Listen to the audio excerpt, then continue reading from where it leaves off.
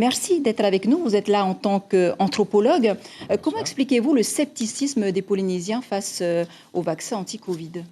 Alors, ce n'est pas des Polynésiens, je crois que dans le monde entier, et j'oserais dire de tout temps, il faudrait rappeler la résistance au vaccin depuis son origine. En fait, il faut savoir que le mot vaccin vient d'un virus qui était un virus bovin, qui était en Angleterre, qui s'appelait la vaccine. Et on avait remarqué que les fermières qui soignaient ces bêtes n'étaient pas atteintes de la variole. Et c'est un médecin anglais, le docteur Jenner, qui a eu l'idée d'inoculer des parties de ces animaux infectés aux humains pour voir l'effet. Et effectivement, il a vérifié que c'était efficace. Et c'est ainsi que le premier vaccin a eu lieu au début du 19e siècle, en 1905.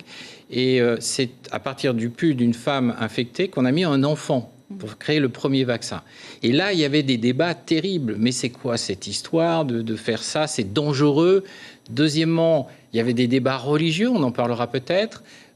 Et ensuite, voilà, quand il est devenu obligatoire au milieu du 19e Alors, la siècle... notion de vaccination fait peur partout, Oui. même en France. Comment rassurer les Polynésiens? En écoutant pourquoi ils ont peur.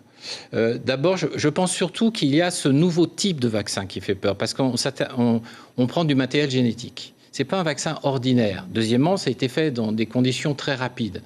Donc je pense qu'il faut donner des explications à cette modernité, c'est-à-dire qu'on cherche à comprendre aujourd'hui, et c'est une bonne chose. Ce vaccin a aussi été développé à vitesse grand V. Est-ce qu'il ne faudrait pas en avoir peur, justement? Alors, c'est pas moi de le dire, mais ce qui est certain, c'est qu'on ne met pas en avant, on ne souligne pas suffisamment le fait que c'est lié à une découverte sur le matériel génétique qui a permis cette avancée qui était déjà en préparation. C'est une avancée, c'est comme si on a un nouveau type de vaccin, c'est une découverte en fait. Et ça augure d'une nouvelle ère de la vaccination. Et donc il faut un courage collectif pour oser un nouveau type de vaccin. Voilà peut-être l'argument qui pourrait porter. Alors, vous disiez, on en avait parlé, que les églises ont un rôle majeur et devraient, selon vous, donner leur approbation ou du moins faire de la sensibilisation. Oui, alors là encore, je ne peux pas me permettre de dire qu'il faut, mais toujours est-il qu'on ne peut pas imaginer une campagne de vaccination sans l'approbation des églises. Pourquoi? Parce que cette maladie est mortelle. Et toutes les maladies mortelles ont une consonance religieuse dans la culture polynésienne et pas que. Mais ça veut dire que...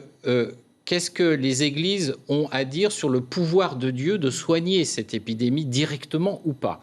Chez nos patients, la principale souffrance spirituelle, la principale souffrance de nos patients atteints du Covid, c'est la souffrance spirituelle. Pourquoi moi, j'ai été touché? Donc je pense que le discours religieux est essentiel parce qu'il y a un enjeu majeur pour les gens qui sont touchés et encore plus pour les Matayapo qui partent. Et vous savez qu'en Polynésie, il faut mourir en paix. Et quelqu'un qui meurt dans des conditions d'atteinte d'un virus, c'est ce qu'il y a de pire. Donc, au nom de nos Matayapo, pour qu'ils puissent partir en paix, il faut à tout prix éviter qu'ils meurent à cause de l'épidémie. Donc, le vaccin m'apparaît avoir aussi une dimension religieuse. Alors justement, l'enjeu de la campagne sera de convaincre les plus sceptiques. Oui, encore une fois, c'est une bonne chose, parce que obliger ne sert à rien. En plus, le Polynésien est très libre.